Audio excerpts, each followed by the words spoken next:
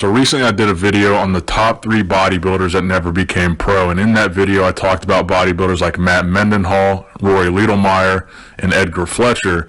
And a lot of people commented, what about Dennis Newman? Whatever happened to him? So Dennis Newman is a guy whose name should come up pretty often in the conversation of bodybuilders that never really realized their full potential. Dennis Newman had an incredible physique.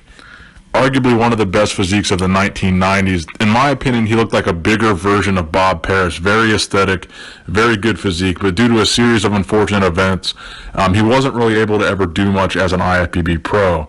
So he turned pro in 1994 by winning the overalls at the NPC USAs.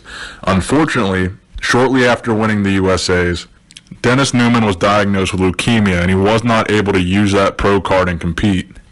But the remarkable thing about this was he was able to overcome the leukemia, and he decided to make a comeback to bodybuilding. So in 1996, he told the IFBB he wanted to come back and compete. At first, they were reluctant because obviously there was a lot of health concerns associated with a cancer survivor going back to a pro bodybuilding career. But they finally renewed his pro card in 1998 and allowed him to compete and return to competition. But obviously the Dennis Newman that we saw in 1994 that won the overalls at the USAs with this incredible physique, all this potential, he was very young, I think he was like 24, was not the same Dennis Newman that we would see in 1998. So the question of unrealized potential comes into play, because had Dennis Newman not gotten leukemia and just competed in the IFBB straight after those USAs in 1994, at the peak of his conditioning, at the peak of his physique, no health conditions, nothing holding him back, who knows what Dennis Newman would have been able to go on and do had he not had these unfortunate events happen to him. He would also go through 2 divorces, and those would set him back as well. So that 1998 comeback would be his best placing as a pro bodybuilder. So he competed in the Ironman that year, and he placed 7th. So he was a top 7 finisher.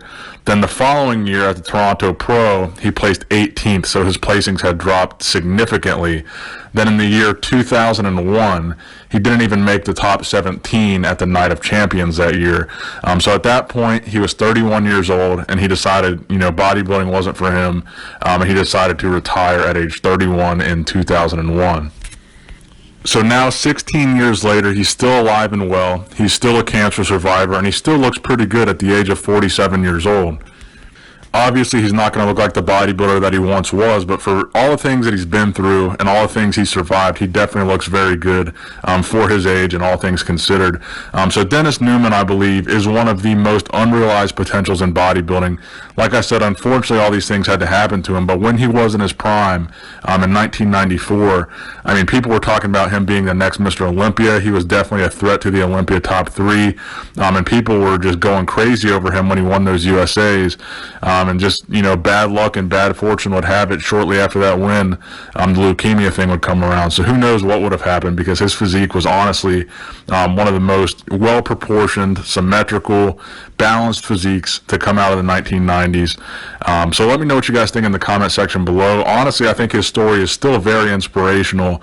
The fact that he was able to overcome all these things, regardless of his IFBB placings, the fact that he was able to make a comeback at all, in my opinion, is just incredible. So thanks for watching the video, guys.